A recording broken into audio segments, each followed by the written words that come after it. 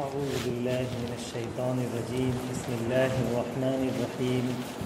ولقد آتينا موسى الكتاب وقفينا من بعده بالرسل وآتينا عيسى ابن مريم البينات وأيدناه بروح القدس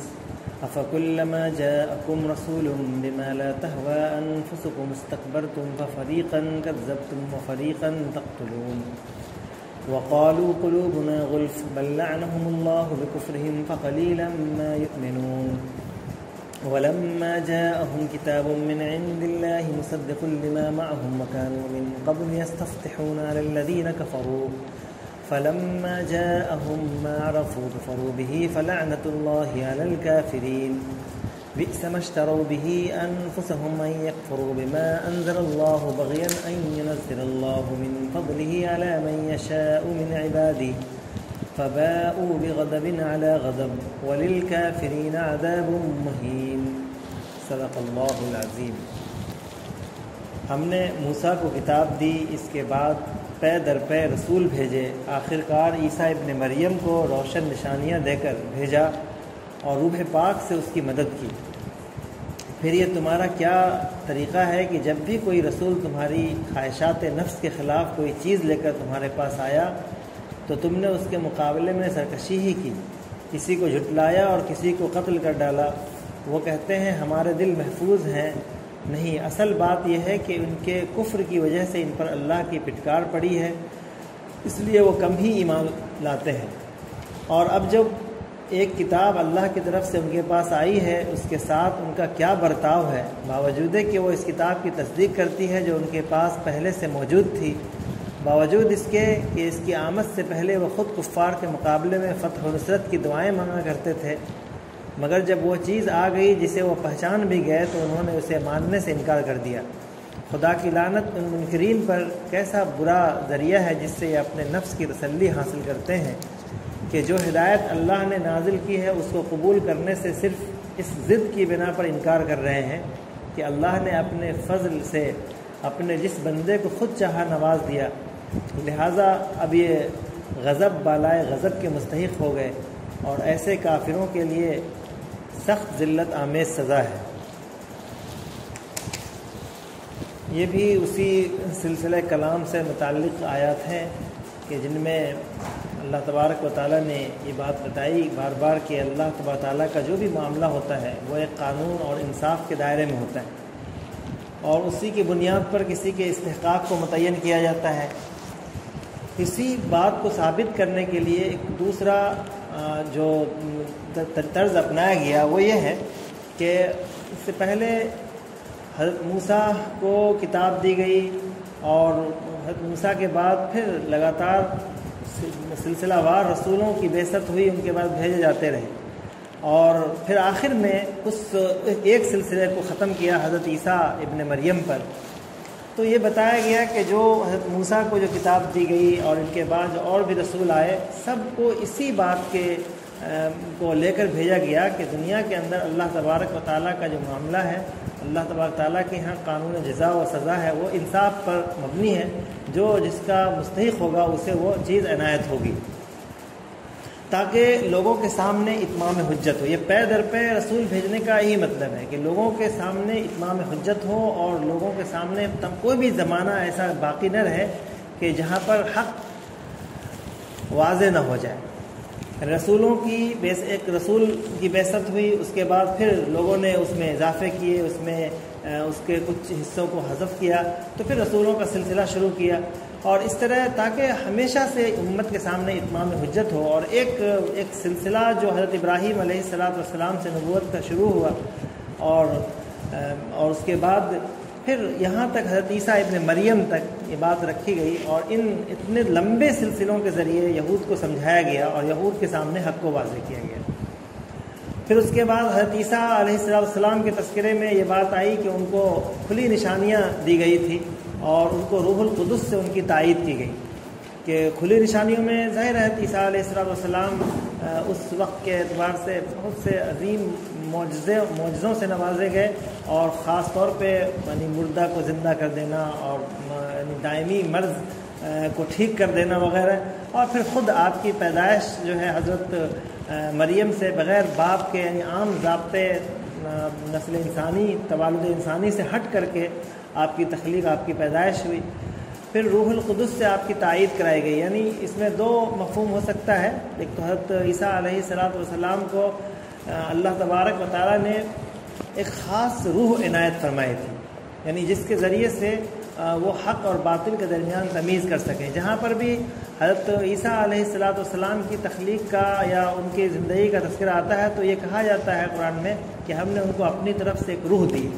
جس کا معنی یہ ہے کہ کوئی خصوصی ایک تو روح وہ ہے جو جس کے ذریعے سے انسان کے اندر نقل و حرکت ہوتی ہے، زندہ رہتا ہے. وہ تو تمام انسانوں کو حاصل ہوتی ہے، لیکن ایک روح وہ ہے جو حضرت عیسیٰ علیہ السلام کو بطور خاص دی گئی، جس کی بنیاد پر وہ ان تمام چیزوں میں حق و باطل کا واضح طور پہ نشاندہی کرتے تھے.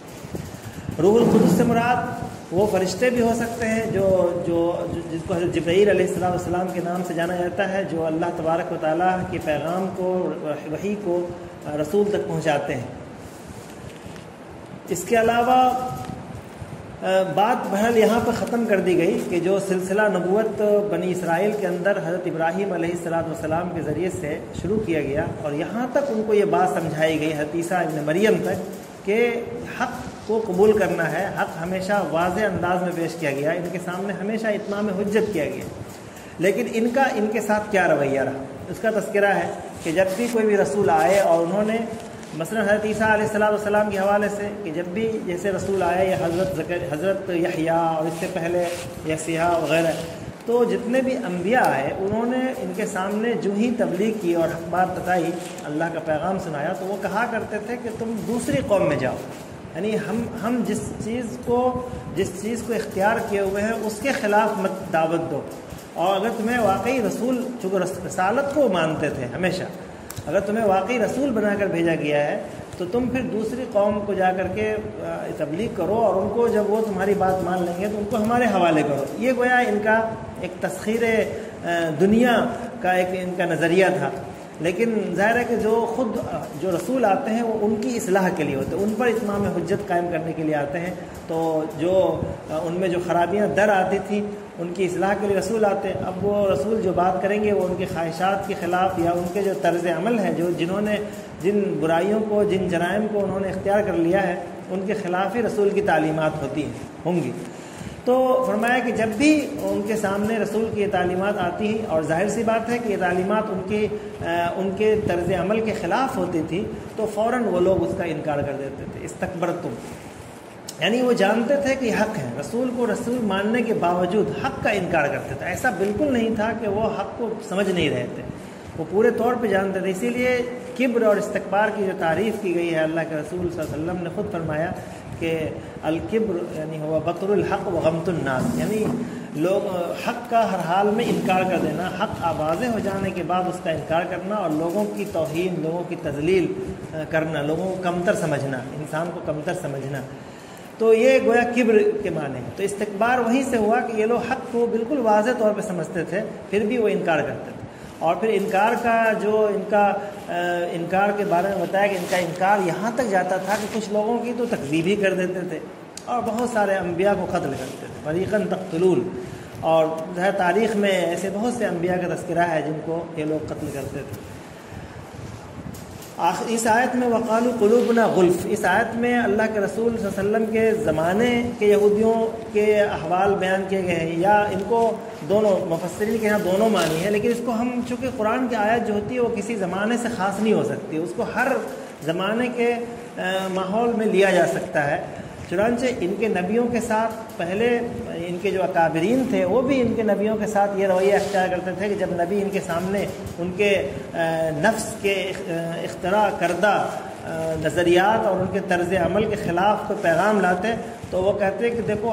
ہمارے دلوں میں اس قدر ہم اپنے نظریے پر اتنے مضبوط ہیں اور اتنے پختہ ہیں کہ ہمارے اندر، ہمارے دلوں میں تمہاری بات نہیں آ سکتی، ہمارے قلوب محفوظ ہو گئے.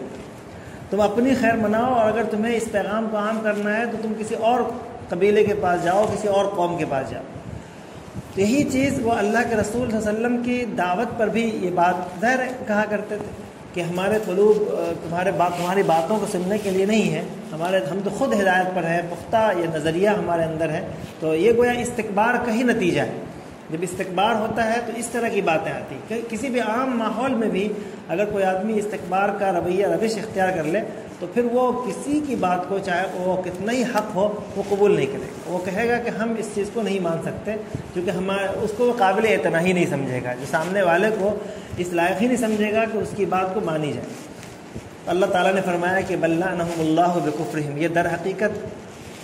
قلوب کا تحفظ نہیں ہے، یا ان کے قلوب محفوظ نہیں ہے، یا یہ پختہ نظریے پہ قائم نہیں ہے، بلکہ اللہ کی لعنت ہے، انہوں نے اصل میں کفر کیا، یہ ان کا انکار ہی کرتے ہیں۔ آگے قرآن مجید کے حوالے سے بات ہو رہی ہے کہ جب اس قرآن مجید کے متعلق اور بھی آیات کو جمع کریے تو یہ معلوم ہوتا ہے کہ اللہ کے رسول صلی اللہ علیہ وسلم کو خود اور رسول پر نازل ہونے والی کتاب قرآن مجید کو یہ لوگ اس طرح جانتے تھے کہ جس طرح کسی بھی قریب سے قریب ترین چیزوں کو اس طرح پہچانا جاتا ہے کہ اس میں ذرا سا بھی اشتباہ نہیں ہوتا، تو ٹھیک اسی طرح سے یہ لوگ کتاب کو بھی اور رسول اللہ صلی اللہ علیہ وسلم کو بھی اسی طرح پہچانتے تھے۔ بلکہ اس کتاب کے حوالے سے تو ان کے توریت میں یہ چیز درج ہے، اور خود حضرت صفیہ رضی اللہ تعالیٰ عنہ کے حوالے سے یہ بات منقول ہے تاریخ میں، حدیث میں، کہ وہ لوگ قرآن مجید کے ذریعے سے وہ قسمیں کھاتے تھے، اگرچہ ابھی قرآن مجید نازل نہیں ہوا، اور وہ لوگ جب اپنے لوگوں میں کسی دوسری قوم سے کسی بنیاد پر کسی وجہ سے اختلاف ہوتا ہے، جھگڑا یا جنگ ہو جاتی تو وہ اور یا ان کا نقصان ہو جاتا تو یہ کہہ کر کے جنگ کو ختم کر لیتے کہ ٹھیک ہے ہمارے پاس ایک کتاب آنے والی ہے، آخر میں اس کتاب کے واسطے سے اس کتاب کو ہم اس کو اپنے گلے سے لگا کر کے سینے سے لگا کر کے ہم تم سے جنگ کریں گے، اور اس کتاب کی برکت سے ہم تم پر فتح پائیں گے۔ تو یہ ان کا اس قرآن مجید کے حوالے سے جو ابھی نازل نہیں ہوا تھا اس کے حوالے سے یہ لوگ اتنا پختہ نظریہ رکھتے تھے۔ اب جب کہ قرآن مجید نازل ہو گیا تو پھر اس کا انکار کرتے ہیں۔ اس کا یہاں پہ تذکرہ ہے کہ جب اللہ تبارک و تعالیٰ کی طرف سے ان کے پاس کتاب آ گئی اور اس کتاب میں ایسی کوئی بھی بات نہیں تھی جس کو وہ ان کے عقل، ان کے علم، ان کی معلومات کے خلاف ہو، جو کتاب انہوں نے پہلے سے تعلیمات جو ان کے پاس موجود تھی توریت کی شکل میں، تو وہ یہ کتاب اس توریت کے ذرا سے بھی مخالف نہیں تھی۔ ایسا بھی نہیں تھا کہ توریت میں کچھ ہو اور اس میں کچھ ہو، بلکہ مکمل طور پر اس کے بنیادی مفاہیم اور بنیادی مضامین کی مکمل تائید کرتی تھی، تصدیق کرتی تھی۔ پھر بھی اور دوسری بات یہ کہ وہ لوگ اس قرآن سے عقیدت مند پہلے تھے کہ آخری رسول پر جو کتاب نازل ہوگی اس سے وہ پہلے عقیدت مند تھے۔ مصدق لما معهم وكانوا من قبل يستفتحون على الذين كفروا فلما جاءهم ما عرفوا كفروا به، جب جن چیزوں کو جانتے تھے، جس کتاب سے وہ واقف تھے، جب وہ کتاب آ گئی تو اب انہوں نے اس کا انکار کیا۔ یہ بہت سخت جرم ہے۔ کسی چیز کا انکار اگر غلط فہمی کی وجہ سے ہے، کسی چیز کا اقرار نہ کرنا یہ اس کو نہ سمجھنے کی وجہ سے ہے، تو یہ تو ایک درجے کی معقول بات ہے اور ایک درجے کو اس کو یعنی قابل معافی ہے، لیکن جس چیز کے بارے میں اس کا حق ہونا اور اس کو اس طرح سمجھ جانا کہ جس میں کسی طرح کا اشتباہ باقی نہ رہے، اس کا انکار اللہ تبارک و تعالیٰ کی لعنت کا موجب ہے۔ چنانچہ فرمایا فلعنۃ اللہ علی الکافرین، یہ منکر بھی ہیں اور اللہ تبارک و تعالیٰ کی لعنت بھی ہے۔ اگلی آیت میں یہ بتایا جا رہا ہے کہ اس انکار کی وجہ کیا تھی اور اس انکار کا انجام کیا ہوا۔ تو اس انکار کی وجہ کوئی خاص نہیں تھی، ایسی کوئی وجہ نہیں تھی جس کو جو معقول بنیاد پر جو وجہ ہو کہ یعنی صرف صاف بتایا گیا کہ یہ انکار صرف اس وجہ سے ہے کہ دیکھا گیا کہ یہ جو کتاب آخری کتاب جس کی یہ لوگ تمنا لیے ہوئے تھے، آرزو کیے ہوئے مدینہ تک آ گئے تھے، اس کتاب کا ان کا دیکھا کہ یہ کتاب نازل ہو رہی ہے بنو اسماعیل کے ایک فرد کے اوپر جو کہ ان کے خاندان سے نہیں ہے، یعنی بنو اسحاق کے خاندان سے نہیں ہے، بنی اسرائیل سے نہیں ہے، صرف اس وجہ سے کہ ضد میں بغین ان ینزل اللہ من فضلہ علی من یشاء من عبادہ، صرف اس ضد میں کہ اللہ تبارک و تعالیٰ اپنے فضل سے جس پہ چاہتا ہے نازل کر دیتا ہے۔ اللہ تبارک و تعالیٰ نے اس بار فضل کیا، اور فضل اس لیے بھی کہ ان کے اوپر تو ایک سلسلہ وار فضل تھا، حضرت اسحاق سے لے کر کے حضرت عیسیٰ ابن مریم تک لمبا سلسلہ چلا آ رہا ہے رسولوں کا، لیکن انہوں نے اس کی قدر نہیں کی، انہوں نے اس نعمت کو اپنے سنبھال کے نہیں رکھا۔ تو اللہ تبارک تعالیٰ کا فضل کسی اور قوم پہ ہو سکتا ہے، ہوا تو محض اس وجہ سے کہ اللہ کا یہ فضل اپنے اس بندے پہ ہوا جس کو وہ چاہتا ہے۔ ان کے چاہت کے مطابق اللہ کا یہ فضل اللہ تعالیٰ نے قرآن نازل نہیں کیا، تو اس وجہ سے یہ لوگ انکار کرتے ہیں، یہ انکار کی کوئی وجہ نہیں ہے، لہٰذا یہ وجہ تو ان اللہ تبارک و تعالیٰ کے دوہرے غضب کا مستحق ان کے اوپر بناتی، لہٰذا فباؤ بغضب علی غضب۔ ایک تو انکار ہے اللہ تبارک و تعالیٰ کی کتاب کا انکار، پھر ہے کہ وہ انکار کی ایک وجہ بھی اس قدر یعنی غیر معقول اور بغیر کسی غلط فہمی یا بغیر کسی دلیل کے انکار، تو فرمایا کہ فباؤ بغضب علی غضب، دوہرے غضب کے مستحق ہیں اور ان کے لیے دردناک اور ذلت آمیز عذاب ہے۔